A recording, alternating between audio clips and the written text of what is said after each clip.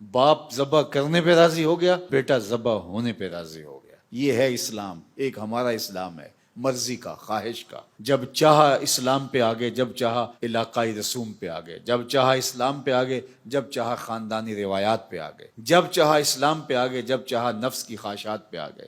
لیکن قرآن نے اللہ کے حکم کی تعمیل کے اس انداز کے لیے جو لفظ استعمال کیے ہیں، یہ ہے اسلام۔ فلما اسلم، جب اسلام کی حقیقی صورت لوگوں کے سامنے آئی کہ باپ اللہ کے لیے ذبح کرنے کے لیے تیار ہے اور بیٹا ذبح ہونے کے لیے تیار ہے، وَتَلَّهُ لِلْجَبِينِ، اور باپ نے بیٹے کو پیشانی کے بل لٹایا اور گردن کے اوپر چھری رکھ کے پوری ہمت کے ساتھ چھری پھیر دی۔ اتنی دیر میں جنت سے دمبا لا کر کے چھری نیچے رکھ دیا گیا اور یہ دمبے کی گردن پہ چھری پھیر دیتے ہیں۔ اِنَّ هَذَا لَهُوَ الْبَلَاءُ الْمُبِينُ، اللہ فرماتا ہے یہ بہت بڑی آزمائش تھی۔ پہاڑوں پہ ڈال دیے جاتی یہ آزمائش تو ان کے پتے بھی پانی ہو جاتے، زمین کی صلابت گوارا نہ کر پاتی۔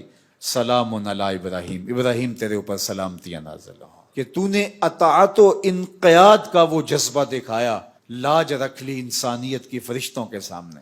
فرشتے کہتے تھے سجدے ہم کریں گے، مالک تیری عبادت ہم کریں گے، رکوع و قیام ہم کریں گے۔ یہ انسان تو دھینگا مشتی کرے گا، یہ تو لڑائی اور شر و فساد کرے گا۔ حضرت ابراہیم علیہ السلام کے اس عمل نے کیا عزت، کیا آبرو حضرت انسان کی فرشتوں کی نظر کے اندر پیدا کی کہ اللہ کے حکم پہ اللہ کے بندے کس طرح اپنی عزیز از جان چیز کو قربان کے لیے تیار ہو جاتے ہیں۔ اس سنت کو باقی رکھ کر کے ان یادوں کو تازہ کیا جاتا ہے تاکہ ہم اس کو فراموش نہ کریں۔ میرے ایک بزرگ فرمایا کرتے تھے کہ ہر شخص کا کوئی نہ کوئی اسماعیل ہوتا ہے، جب تک وہ اپنے اسماعیل کی گردن پہ چھری نہ رکھے اتنی دیر تک رب کی قربت نصیب نہیں ہوتی۔ کسی کا اسماعیل اس کا مال ہوتا ہے، کسی کا اسماعیل اس کی خواہشات ہوتی ہیں، اس کی آرزویں ہوتی ہیں۔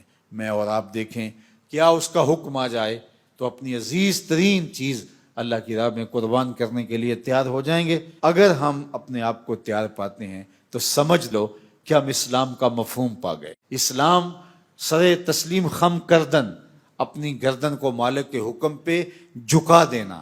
ہم نے ان کے سامنے پہلے تو خنجر رکھ دیا، پھر کلیجہ رکھ دیا، دل رکھ دیا، سر رکھ دیا۔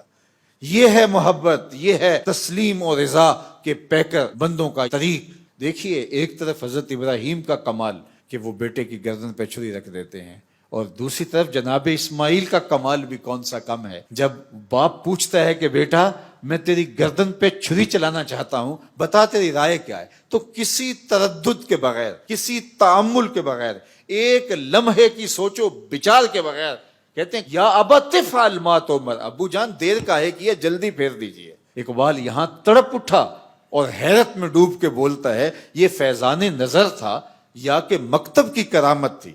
سکھائے کس نے اسماعیل کو آداب فرزندی، کس نے اسماعیل کو بتایا؟ تو میں کہتا ہوں کہ اسماعیل کو آداب فرزندی ہاجرہ نے بتائے تھے۔ اس نے بتایا تھا کہ باپ کے حکم پہ کس طرح سر تسلیم خم کیا جاتا ہے۔ آج تو مائیں باپ کے خلاف کرتی ہیں اولادوں کو اور بیانیے بناتی ہیں کہ میرے ساتھ یہ ظلم ہوا، میرے ساتھ یہ زیادتی ہوئی، میں سسرال میں آئی تو میں یوں دکھوں میں مبتلا ہو گئی، تمہارے باپ نے میرے ساتھ یہ کیا۔ لیکن حضرت ہاجرہ نے کوئی بیانیہ نہیں بنایا، اپنے بیٹے کو یہ نہیں کہا کہ ابھی تم گود میں تھے تمہارا باپ مجھے اس وادی غیر ذی زرع میں چھوڑ گیا، تمہارا باپ تو فلسطین میں تھا اور ہم یہاں کیسے دن کاٹے۔ اور اگر یہ بیانیاں لے کے حضرت ہاجرہ کھڑی ہوتی تو حضرت اسماعیل اپنے باپ کے فرما بردار نہ بنتے۔ تو اقبال کہتا ہے یہ کس نے اسماعیل کو آداب فرزندی سکھائے تھے؟ تو جواب آیا یہ حضرت ہاجرہ نے سکھائے تھے۔ انہوں نے بتایا تھا کہ باپ کے آگے اپنے سر تسلیم کو کیسے خم کیا جاتا ہے اور کیسے اطاعت و انقیاد کے جذبے کو لے کر کے آگے بڑھا جاتا ہے۔ تو صاحب آئیے میں اور آپ اپنی زندگیوں کو اللہ کے سپرد کریں، اور یہ سیکھنا ہے قربانی سے۔ یہ محض ایک دمبے کی گردن پہ چھری چلانا ہی نہیں ہے، بلکہ اس وقت کو یاد کرنا ہے، ان لمحوں کو یاد کرنا ہے، اور حضرت ابراہیم علیہ السلام کی قربانی کے فلسفے کو سمجھنا ہے۔ رب کے حکم پر عزیز سے عزیز چیز بھی قربان کرنے کی نوبت آئے تو بغیر کسی تعمل اور تردد کے اپنے آپ کو تیار پانا ہے۔ اللہ جل شانہ مجھے اور آپ کو قربانیاں کرنے اور قربانی کے فلسفے کو سمجھنے کی توفیق دے۔